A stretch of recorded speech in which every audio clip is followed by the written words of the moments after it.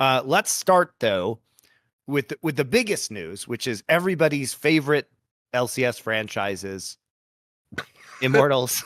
You know the best And part, energy. You nearly said that with a straight face. Well done, What's mate. mad is, like, look, at one point in this episode, we will probably recreate what we did, that skit that we did on Some of the Insight about how everyone keeps saying, why did an RG buy CLG spot and then leave? Which is literally every fact that you just mentioned in that sentence is wrong and is inverted on the actual polarity of what happened. But that'll be separately. The Immortals one, we have to start with, Monty, because in some ways, the reason why it is so perfect that right before the death knell of the LCS, Immortals fucks off, is Immortals are the ones who started the game of chicken with the salaries that probably destroyed the whole reason is why LCS now not only went from, remember, I always point this out, it not only was one of the most viewed regions in the world, but famously, when they made franchising, it's not a joke, he meant it, Carlos from G2 wanted to actually move G2 from Europe to America because he thought it's the bigger league and there'll be way better opportunities for like making revenue and sponsorship opportunities. So like, if you think about where the league was when Immortals was running game and paying people those crazy salaries, like essentially, as I pointed out last year with the economics, they're part of the reason why eventually there was like every team had lost like $5 million or something insane, or $10 million over the years in the LCS. So even though they're not to blame entirely, they were the ones who started that whole game and started pushing out the number and making all the bidding wars go. So it's kind of fitting that they fuck off now when the thing's dead at the end of the LCS. They've accomplished their mission. The sleeper, the Manchurian candidate was activated. Fucking. So Dan, I want to hear your take on being an LCS when Immortals entered, because like I was a team owner when this happened, and so I unfortunately firsthand experienced the massive spike in player salaries that they created. What was your take on the Noah Winston era and the random giant amounts of payments that he started giving the players? So what's funny is I actually don't blame Noah. I blame kind of the collective that was the owners. You included, Monty, but I don't know. I don't remember where you landed on this issue. Noah, well, obviously being irresponsible with his spending, being the first one, of course, everyone joined in. Like literally everyone, every single person, every entity across, not just League of Legends, the entire esports ecosystem kind of collapsed into that same trap. And I don't think there was going to be this magic, like if Noah didn't do it, nobody would have ever done it. I actually think our biggest issue with this was we massively inflated the salaries, and there was no accountability because we couldn't quite get transparency of salaries across the finish line. I think if there was more visibility on what owners were spending, because those were who were coming in and saying like, hey, we're just going to like go like 10x over what our original estimates were because like we just really want to win that bad or we care that badly. I think there probably would have been a lot more pressure, obviously, from the people actually financing all of this, the investors. There would have been way more pressure from the public. And then funny enough, I put a lot of the onus here on Riot. I think Riot probably would have stepped in, because they did eventually, right? They stepped in and started putting more guardrails on the systems. I don't think they genuinely had like a great read. I think they checked in once a year with their usual like, hey, like what are your estimates? What do your numbers kind of look like? And they collected those summary sheets, but they didn't really like process that out to the wider team. It was mostly like the league ops team kind of had a good idea. And then as you went deeper into Riot, they were like, it's like we have estimates, that kind of stuff. I think we kind of missed our window of building a system that was going to like insulate ourselves from that. And it was just chaos for the last like 8 years from there on out. I'll do you one better on that point. And this is a fact that people can go and check. Riot actively encouraged the salaries being higher because it made their league look better. They put out in a number of public statements, this is what the average salary is. Isn't that incredible? Which, I mean, that was flawed in and of itself because you had these stupid Noah Winston type salaries at the top end, inflating the average to make it sound like every League of Legends player was on six figures, which absolutely wasn't the case. But Riot liked having the salaries as big as they were because it made them be able to go out and say, look how incredibly sustainable our ecosystem is. Wow, we can pay a dog shit player $300,000 a year. And, you know, for me, this is just it's the great folly of Riot in general. If I'm running a esports ecosystem and we get a ton of venture capital coming in, and we get incredibly young owners managing this venture capital, and I start hearing about players I know to be mediocre because I made the fucking game, right? So I know, right? And I hear that they're making six-figure salaries, high six-figure salaries, in an ecosystem that prior to that point was supporting 20,000, 50,000. Yeah, it was probably like 50. Yeah, right? Like, I'm probably going to say something, and I'm going to get all of the owners in a room, and I'm going to go, guys, let's not kill the fucking goose that laid the golden egg. Yeah, let's not do that, right? And put the stymie on it right at the start. But obviously, Mark Merrill and his ilk love to bask in the publicity of, look at this incredible world we have built. We have built a utopia for streamers and players. And so, their downfall is totally deserved every time it happens. And I mean, look, there are several things I think to respond to this, which is that there was an assumption. So you have to understand that there was a lot of stuff that was going on in this era. So first off, this was the era of LCS viewership when it was like 300,000 concurrent average. And right. So we're like north of 750,000. Yeah. Yep. So like LCS was hugely popular at this time. And there was a reasonable assumption that sponsors were actually going to come, because the issue that Riot had was that they missed the boat on sponsoring at the biggest times. So there was an assumption that, yes, there is going to be more sponsorship dollars. There was also, very critically, the MLB BAM media deal that was supposed to be the BAMTech deal that was supposed to be like $300 million or whatever.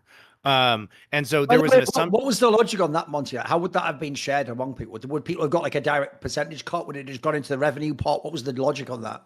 Yeah, that was never really clear to But I mean, teams. was that actually one thing? Did people think like we're basically going to make loads of revenue because they're going to get these deals, etc.? At the top level, yes, the general intention was going to be this pipes into the revenue pool. To be clear, there was no reality where it was going to be 1-to-1. Like every dollar that goes into the BAMTech deal goes into the revenue pool. It was going to be like, some fraction of that deal is like relevant to teams and relevant to the like, franchise maybe they get system. 30% or something. Yeah, something exactly. Like and then that was intended to run through the revenue pool. Yeah, and that never that was a massive deal. It was going to be for, like you said, for a lot of money, right? You know, obviously I broke that story. My understanding was it was essentially it was treated like a media rights deal, even though it was more than that, because it was essentially going to be like almost like a Netflix. It was going to have programming on there. It was going to have the VODs on there, all of that MLB stuff. TV. Yeah, same thing. Yeah, exactly. And it never manifested. And as I reported at the time, the deal was all but agreed upon, but then it was the upper tier management at Riot that tanked that deal. They kept asking for more and more. It was also that BAMTech got bought by Disney, and I think that Disney may have killed it. Yeah. Also, Disney killed it, and then Monty, you can probably speak to a question I've had for a long time, which was like, you said Riot missed the boat.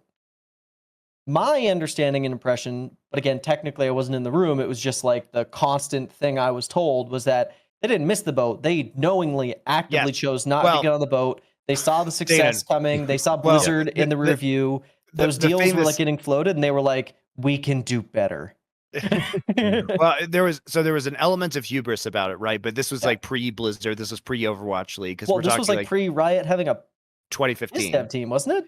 I mean, look, this is the whole sad tragedy of like Riot's incompetent esports management. Was that, Dana? I mean, you heard this line because it was the only thing they would ever spout.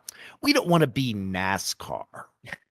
That's what they would say constantly to you, which, as far as I could tell, meant we don't want any advertisers whatsoever. Meanwhile, fast forward to 2024, Red Bull fucking Baron Power Play, Bud Light Ace, they did become NASCAR, which also means why weren't they doing it before? I mean, the answer was that Naz was in charge of sales and she was ludicrously incompetent, and they weren't actually using the resources of agencies in Los Angeles to do the deals. I will say, for me, there were two other things that kept getting tethered to. One was obviously Blizzard Overwatch built their biz dev team before they built their league. Yeah, and Blizzard was made them very embarrassed because, for all of Owl's faults, their sales team was not one of them. Their sales team fucking smashed it. Yes, when you were in the equivalent rooms, it was like a wholly different experience, right? Riot didn't have their biz dev team built out and like grown out and like the intention of being super big and wide, but part of what is because of what you said which was that they didn't want to do this like collaboration, partnership, throwing logos and brands and everything.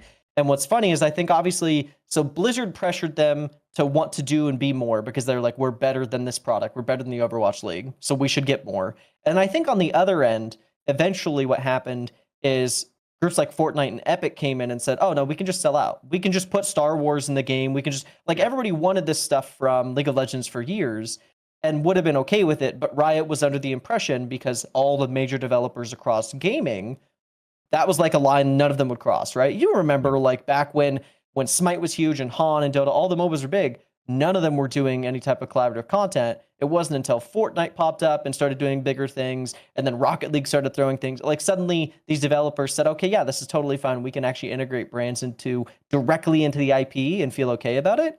I think if that had happened sooner, Riot probably would have caved and been on board with it, but they were really trying to hold that line that everyone else was. And it was just the worst possible timing, and it ended catastrophically, as we're seeing across the board now. So Immortals, going beyond this, because Dan, I agree with you. I mean, I think it was inevitable that those salaries increased. And what we're talking about here is that it was really like the Huni and Reignover deals coming in from Fnatic. And, you know, this sounds quaint now, but those salaries by today's standards are nothing. I mean, they were like 250, 250. Oh, yeah, Immortals saved money. If they made franchising and were able to hold those contracts through, they actually would have been probably a middling cost team while winning championships. Yeah. So, I mean, there was a point, guys, where not the average, but the median salary of LCS, like a couple years later, was like 600K. Yeah. So, you know, we're talking about 50 something. Yeah. You know, so having a player like Huni even a year later on a $200,000 deal would have been a very good contract. And like, it was just destined to go crazy. And you can say, oh, well, Noah Winston and Immortals started this, but it was going to go through the roof anyway, right? And that was the problem. But these were the factors that I think only because of the people involved. $1 million.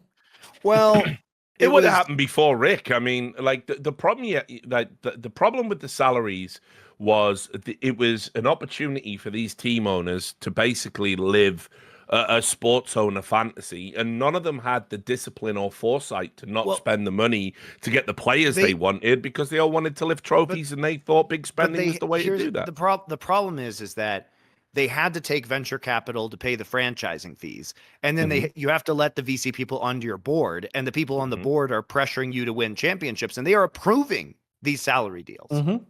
Yeah, sure. Right. And there's also this wasn't like one person in a room. This was like groups of people saying, yeah, let's do this. The boards of these companies would have to like approve these contracts, right?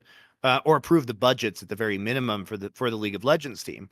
And also you have to understand that there is another pressure that these VC funds were putting on, which is that they want you to spend money. The whole thing about VC is they want you to deploy the capital, because what they want to do is buy more of your company. Right. And so they there's two things. Like, they want to win titles and they want to explode the market and like make it bigger, because that increases the valuation of the leagues and therefore the valuation of their asset. But they also simultaneously want you to spend that money so you come back and dip into the well again, because if they think it's going to be successful, they would like to own more of the thing. And it doesn't matter if they have to give you another $10 million if they're thinking in 5 years they're going to get 50 or 100 million back from that 10 million. So like, it really was, I mean, this is just how VC works, is that they do try and drive insane valuations. They do dump a bunch of money in because they only need 1 in 100 of their investments to work. And if it works so big that it more than covers their losses and leads to enormous profit. Is it a healthy system? We can debate that, right? But this is the reasoning why a lot of this was happening.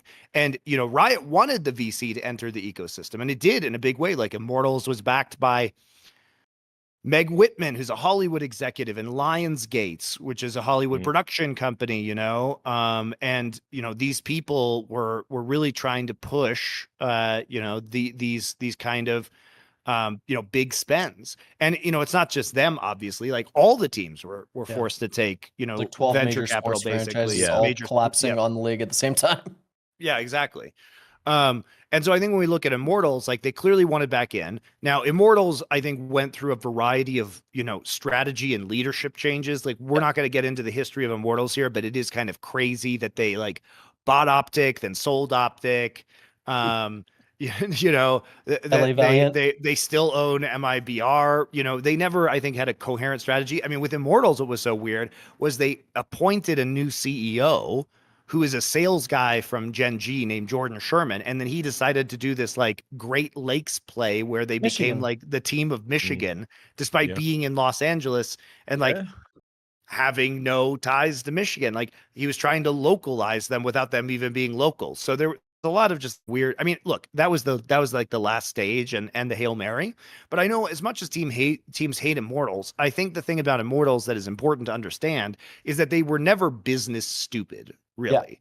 They still have partnerships, except for that LCS application. Except they don't even exist anymore. No. Partnerships during the post Noah Winston era. That was Noah Winston. You are correct about that. I mean, I got to be honest. I mean, like, I don't agree with that assessment at all. I think that, like, I don't know how you could look at their strategy and think that. Like, because, what do Immortals have to show for all of the money that they've spent and all of the time they've put in, realistically? So there's two eras. There's the Noah Winston era and the post Noah Winston era. I would say I'm talking very much about the post Noah Winston era. I'm talking about at least the acquisition of Optic and all of this nonsense. In League of Legends, the way they've operated the League of Legends division specifically. No, I think there was a lot of weirdness, obviously. We can put this in a vacuum. Let's talk exclusively Immortals. Yes. And Immortals is not IGEC. It's just like separate from MIBR, separate from LA Valiant, separate from Optic. Just the League of Legends LCS brand. Yes.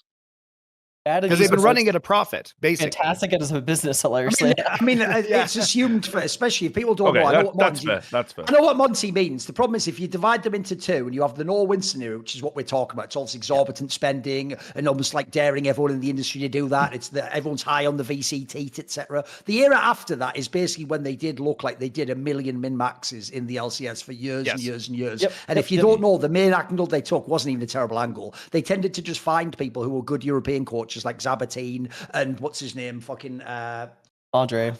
Giotto, and they gambled that these guys could sort of pick the talent and do like reasonable deals. By the way, recently an Arrow, So those ones aren't that bad actually. But although I will say, as I imagine, this is also why people spent money. They had fuck all results in that era, of course. They never even came close to sniffing like a title or a final. So unfortunately, that in itself is part of the problem, right? Is people paid to get championships and to get into finals. We're going to talk about this, but what's really funny is they had a really interesting, again, probably correct business strategy in retrospect, which was they called Riot's bluff. Riot put in that like soft thread of like, hey, if you trend at the bottom of the league too often for too long, we can pip you. And if we pip you and you still don't sort it out and we aren't happy with your business plan, we can chuck you out a window, right? That was like, and they just said, no, you won't.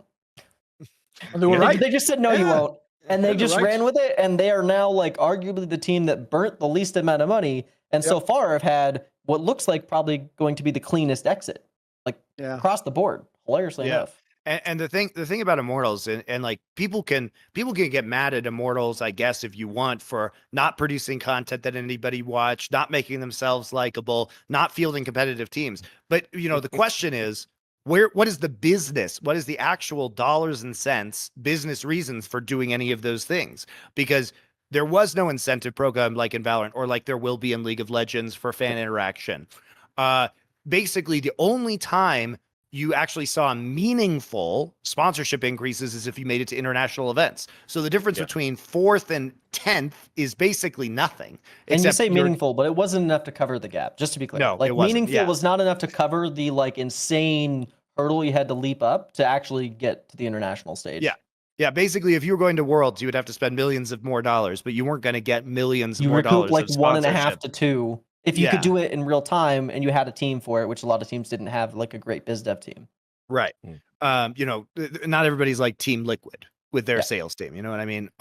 So basically, the problem that that Immortals showed is that Immortals is basically sitting there saying to Riot, give us a business reason to spend more money.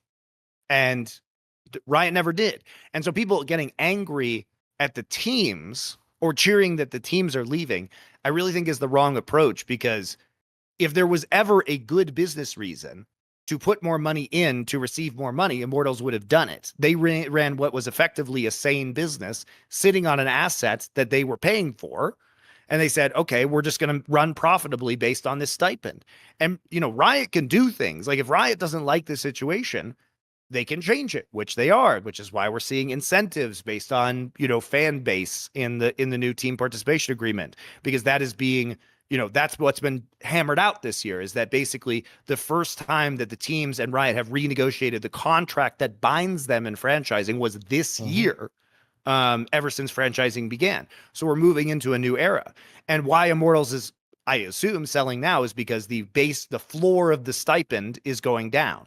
And even though the ceiling is approximately, the same. So this last year, they've gotten paid like $2.5 million. So the stipend went up because of esports winter and the team's freaking out. It's going back down, I think, to about $1.5 million. And there are incentives to make more money. But as I understand it from talking to people, those incentives are very difficult, if not impossible, to reach. So most teams are kind of like dialing it back. And if you want to hear, conversation about that, and the Jojo Pion thing, I think, is absolutely about that. You can go listen to our last Summoning Insight episode, which is like the teams are starting to rein expenses back in because now they know what the TPA is going to look like going forward. So there has been a contract change. But as far as Immortals goes, like for the last bunch of years, they've basically just been coasting, breaking even or making a small profit off of the League of Legends team, which is like where if you're a fan, you should want the teams to be. Like you should want the teams to be operating sustainably. And that's what Immortals is doing. Like, I'm sorry, guys, that's what sustainability looks like in League of Legends. You may not like it, but that's what a well-run team looks like. Like, you should be blaming the fucking ecosystem and the business realities of working with shitty ass Riot Games, not Immortals. Right, here's the thing. I'm not on an episode of, he's even, as if the irony couldn't be thicker, he is the LCS commissioner. I'm not on an episode of The Blame Game where what I do is I decide one person is to blame, so it's not the person I like, and then give 50 different, like, sort of disingenuous arguments. I think actually everyone can carry some blame in this particular topic, so don't worry. Okay, I don't think he can sort of go, right, Noah Winston and that, after him, after he, like, spent, like, more money than the entire history of esports collectively in, like, 2 or 3 years. Well, after that, though, if we start now, then they've done a really awesome job. It's like that doesn't work, mate. That's like saying that the guy after the Titanic was crashing made an awesome lifeboat. It's like that doesn't work, mate, because he originally had a Titanic. You know what I mean? He fucked up having a Titanic. Having an all right lifeboat afterwards doesn't really weigh up. So first of all, there's that. So I will agree on this level. You don't only blame the teams. That's why, if you notice, it sounded last year like I was the biggest fan of the team orgs ever, and fuck all the players and Riots. No, that's because last year, I even told you this would happen last year. I told you if you play chicken and you push these owners, they will exit the game. They will exit this game. They will put all their resources into other games like Valorant, like Rocket, whatever else. And if you dare them, by the way, in this scenario where they can even like force Riot to give them some money, they will just say, I'll take the money and I won't keep bleeding out millions every year. I'll be off. So I already thought that was mad, because the reason why I can't handle that is, if you notice, I like arguments, whether I agree with them or not, to be logically consistent. They have to start with the first principle of what you think is the way the world operates, and then they must build out of that, and they must coherently refer back to the first principle. So if the entire premise of the walkout last year was that owners are selfish and greedy and want money, and all they want is more profit and more money and more revenue, then telling them they get less and less and there's no way to get more, and in fact they're getting even less now and they're only losing money, and then also telling them, and by the way, you're a piece of shit to blame for everything. At that point, it doesn't even work coherently. If there was money to what? If I'm greedy and there's money to be got, then I'd be staying. It'd be the opposite, wouldn't I? So if I then say, actually, you know what? You're right. Enough's enough. Fuck it, I'm out. Then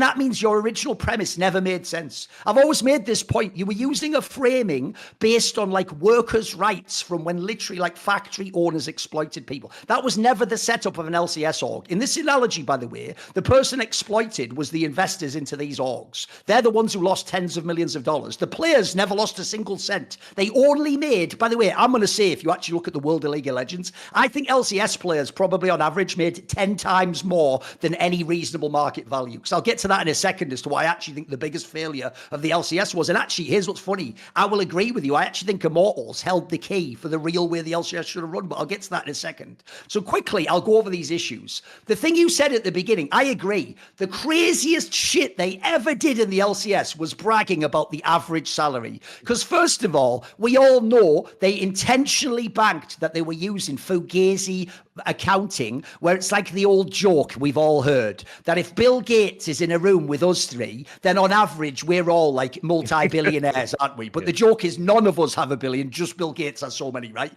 So they were first of all using that joke. So when they said the average, we all know that wasn't the median player, because you had Bjergsen and you had Hooney and you had these people making the millions and bazillions and the sword arts of the world. So already that average number wasn't the median guy anyway, even though we were trying to give off to a fan that that's just, you know, most of them probably make this. So already you were playing a game there. And the reason why it's so stupid is thinking that at the time, what they didn't get at the time, which is crazy to me, is like all American fucking business systems, they're all based on infinite growth, which is literally, by definition, impossible. So what you do is you don't go, hey, I'm in a fucking bull market right now for crypto. You go, crypto's this big, probably only going to get 1,000 times bigger. And you never ever account that you're in the sweet spot. And accordingly, you just assume it's going up and up and up and up. So when they bragged about how much the money they were paying to players were, what I think is crazy is that's actually the craziest self-report ever to real sports owners not to get involved in esports. Because you know what, even though he's one of the people that Richard gets triggered by,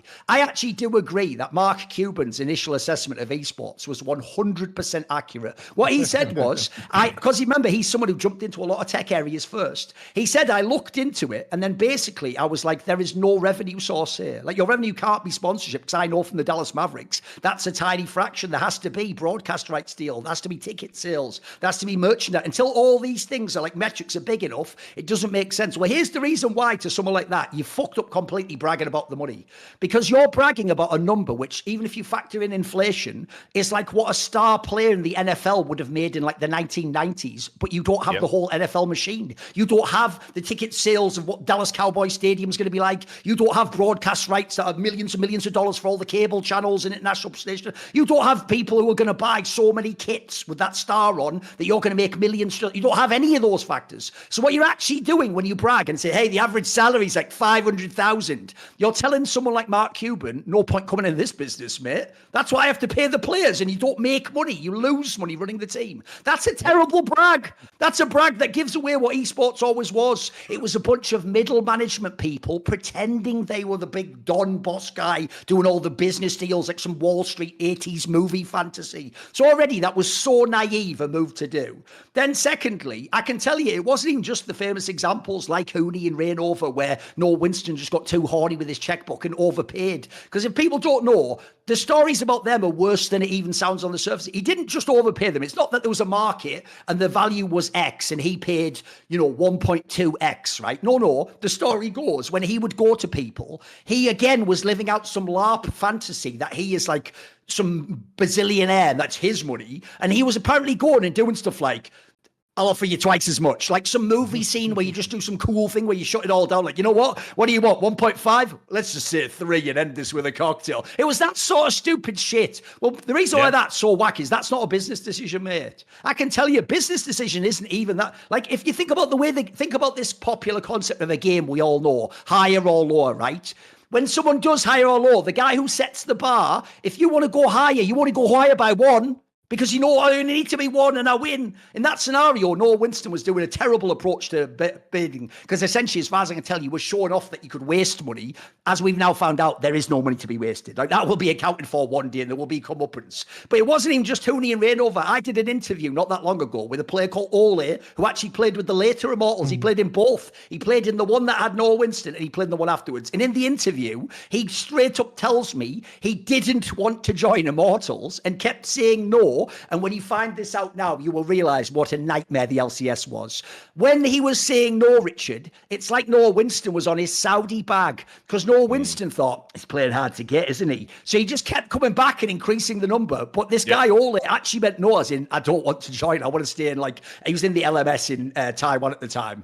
And what happened was, eventually, Noah Winston just kept putting the number up, and Ole was like, I guess I have to join, right? Yeah. Can we just take a moment to take stock? Why are you bidding against yourself for a player who's even telling you, I actually on all levels don't want to come. I'll only come if you just make the number essentially so egregious. I have to say yes, because in that analogy, I'd be the idiot for saying no, which implies you're an idiot for offering me it. So already, by the way, that's just the general deals these people were doing. So it's not just what people think that they just pushed the level up. They sort of took the number and they pushed it out here, and then other people caught them up. Don't worry about that. Yes, as Monty says, all the people out there were eager to spend that VC, and they were being told by the VC people, which, by the way, is itself a Faustian bargain for both parties. What you've done there is this. Look, I'd come in as a consultant and tell the VC guy, well, no, we don't want them to spend too much now. We want to be really careful. But the problem there is, I actually imagine there's a reason I wasn't in those rooms, because the Jack Etiennes and Steve Arhansets would be like, well, what do you mean, Thorin, that we don't want to invest now? No, it's a right market. We should be like, that's exactly what they wanted to be told to spend money. So there's that angle, because that makes you not feel like you're complicit. Hey, I was being told to do it. It's your company, mate. At the end of the day, you have to carry the cam for your legacy. Then there's the whole aspect, which is another thing Noah Winston epitomized to me, is when people LARP at being a sports owner, but they only understand the sport, they don't understand the business part of the sport, they will do classic moves, which are the right move for the sport and the wrong move for business. So the most famous example ever of this is the Carmelo Anthony trade from the Denver Nuggets to the New York Knicks. Because since he didn't want to wait until the end of the season and become a free agent, he wanted to go immediately, because he'd just decided, like he'd just seen LeBron and all those guys go the year before and make all these super teams. He decided, I want out now and I want to start winning. I want to do what they did. I want to do my decision. So because he forced his way out, and then simultaneously, the Knicks side was so horny to have him because he was one of the best players in the NBA, they famously gave up like most of their team to do it. And so it was like an example of right player, wrong deal though. Because even when you got that player, it didn't make you win, and you'd blown all your squad. And it didn't make sense for either team, basically, in there, except maybe the Nuggets probably got loads of value out of it. And actually, they did. They actually pivoted quite quickly and were a decent team again. Then lastly, I'll just throw this detail out there, which is the reason why the esports game changed for owners is because I think the key principle that held these guys in check in the first 15 years of esports was it was a business. They actually didn't have extra money. They didn't even have loans. They had to actually be able to make enough profit and revenue to spend on the things they wanted and not go bust at the end of the year and pay themselves a salary. So what happens is there actually was what is incredibly shady behavior in the 2000s. I can tell you, I worked for one of these teams. SK Gaming and a bunch of other organizations, I would allege, when the game World of Warcraft was the biggest game, it used to have like 100,000 viewers back when nobody could get 100,000. Like StarCraft would have been like 80K, CS would have been 40K. You know, they had the biggest numbers ever. So what all these owners did, I would say, throw in whoever you want back there. I don't know the orgs, but I would imagine Fnatic, Mouse, but you know, the big orgs of the time, they all got together for real in a room, I would allege, and they basically just said, we're going to agree, no, this doesn't leave this room, but we're going to do a soft cartel where what we agree is, because the viewership's so high, we don't want to get drawn into a bidding war here, boys. Why don't we all just agree, since the prize money is enormous from Blizzard and the WoW circuit, they just get the prize money and we all agree not to pay salary. So as a default position, none of us with our World of Warcraft 3v3 teams will be paying salary. And they all agreed to that, by the way. And as far as I know, that held for years. Now, look, that is completely illegal. If you're in California, by the way, do a little antitrust. That would be like somebody broke that, you destroy the whole industry. But they did do it. But the reason why they don't do that in the modern day is because, as we said, there's different incentives back then. One, in the modern day, it's not like, I don't want to play chicken with you because I don't want to run the whole business down. Now, we both think we have access to unlimited war chests of VT.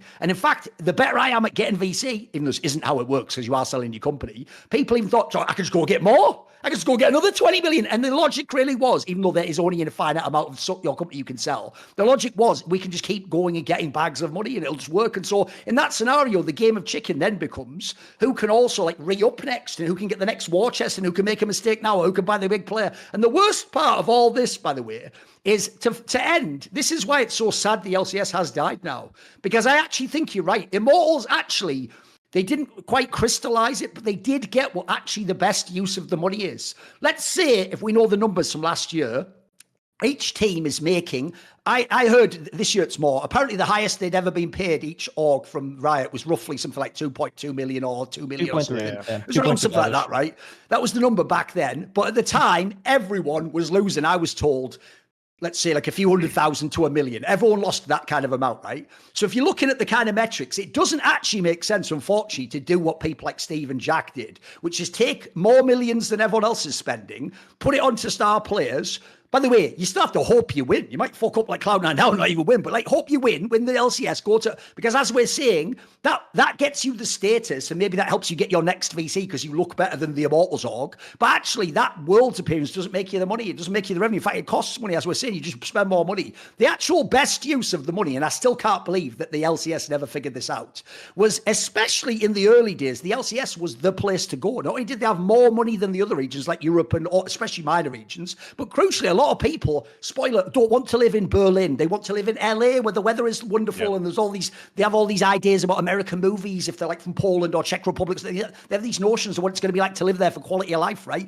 Essentially, you didn't ever have to overbid for those players. What you actually should have done, for real, I'm not joking, if you go back in a time machine, is like Immortals, the person you spend the money on is a coach with a scouting eye. Because the weirdest thing of all to me was this, the mistake we always make with the LCS is we act like it's the NFL, and you can only sign American football players. No, you can't only sign NFL players. The genius of the LCS is you can sign any player who can come and join. The whole world is literally your oyster, and if there's one thing brilliant about League of Legends, there are infinite undiscovered talents out there. In fact, because of the ERL system in Europe now, and in the Korean challenges, there are insane talents who, for real, would be the MVP of the LCS, who you can get for almost nothing. So the actual better way to use that money is don't take 3 million and buy like a guy who could be on T1 because we already know he's super legit. You take the 3 million and you take like 500k and you hire like basically a coach that can scout that player before he's the player on T1 when he costs 50k. Or he costs 100k, or he'll come and sign a 3-year deal for the 50k. You know, like you could actually have done that. And because the point I'm making here that people might miss is, if it's the NFL, then yeah, I'm competing for a tiny talent pool, and whoever gets them is going to win, right? You actually even could have min-maxed and won if you'd have had a really great approach like this. Like there are agents and scouts and coaches out there who have a fabulous eye for this shit, but that was never the route they took, because unfortunately, the easier approach is use the system of, I already know this player's famous and good. That's essentially like my attempt at due diligence. So now my job is just to pay him the amount of money to come and play for my team. But as we've said, that actually was never what got you success, either financially or even particularly in the game. It was always a gamble even to sign these big names in the game. So I think actually the real problem is, look, it's too late now, and I don't claim I knew this all the time, but the actual LCS approach was fundamentally flawed from day one throughout, basically, and they never seemed to ever figure out some of these aspects. Like, they really did just think, as long as there's another bag of VC coming, just do a better job next time or something weird like that. Because, again, a lot of the blame, to bring it back, Monty, a lot of the blame goes to Riot, and, like, do they have the revenue, and were they support? Like, there's something there, but at the same time, what I've never understood is, surely that margin of the revenue would never end this game, because the game of chicken would just continue. Let's say now you make 10 million revenue instead of 2 million, Monty. Wouldn't everyone just take the 10 million and now buy even more star players and import even more players? Wouldn't it constantly have been the same game of chicken no matter what? Like, I don't think you could have given these teams any amount. As long as this was the mentality, signing big name players for as much as possible, then bragging about it to the world, any amount of revenue would only have made it worse for these guys. They wouldn't have ever been responsible, right?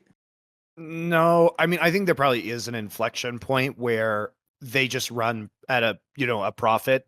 Like a small you think profit. Eventually they wouldn't have kept just keeping like, because I'm essentially, Monty, I'm sort of arguing the famous counter argument to the idea of universal basic income, which is that if you give people the 1,000 a month, people will just put prices up and they'll just spend the 1,000 a month. You'll be back at square one, I think what you're like, a lot of the team leadership is going to want to run profitably at a certain point because they don't want to sell more of their companies. Do you think there was a magic number we could have got to? Is there a number? I don't know what that number is. Just to be clear, I think we got there. Just so it's understood. Like, I actually think, I think we've been talking about it like we spent all the money we had. We absolutely did not. It wasn't even close. What actually happened is we pretty well hit like it was more like a barrier, I guess I would call it, of like how much of any individual franchise wanted to spend specifically on League of Legends, and we hit it. Like, we straight up like, okay, like my LCS expenditure is too high. And so what ended up happening is all the extra money, there was money. I promise there was more money to give Sword Art. You would think it's not possible. There was absolutely more money to give Sword Art.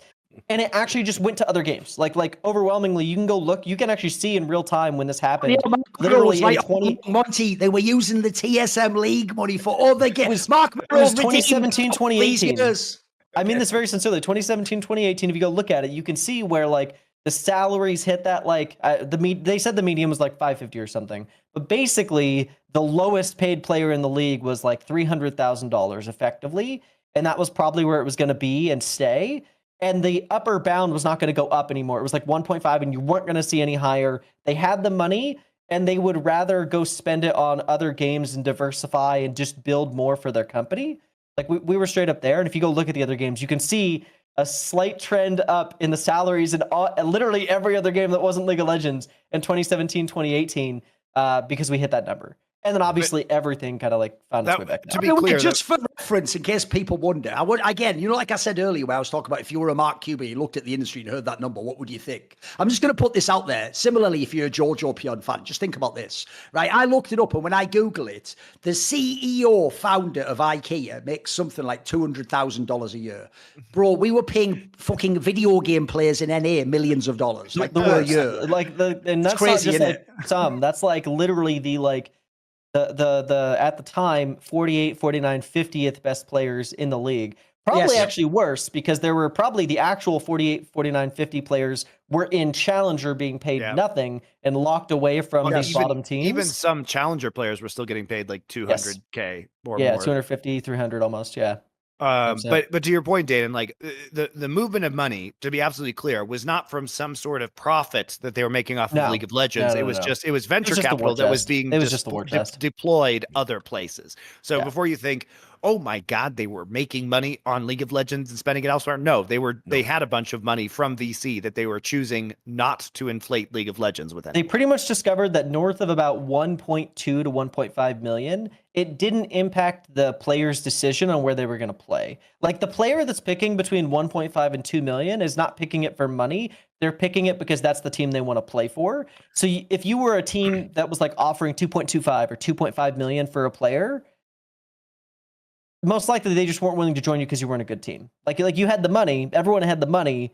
but like you just weren't a good enough team, and that's why you started seeing like a pretty consistent like Liquid and C9, these teams, TSM, where they were landing players at 1, 1.2, 1.4. I mean, they never had to pay the most, basically. Yeah, it's the premise, right? Yeah, but it was like Immortals could have come in. I can tell you, in CS, it's the same. G2 and Vitality are giant orgs, but they never pay the most money, mate, because as you're saying, if people want to play for G2, they'll play for G2 for 85% of the salary of the team they don't want to play for, Exactly, yeah. So basically that was like that upper limit we started hitting, and then we never saw that talent find its way down because they would just go to the top team for 1 or 1-2 instead of a bad team for 1-5, right? That was where we were at. See more cool, funny, interesting clips based on topics from my content? Well, subscribe to this channel then, or, be a pleb and don't.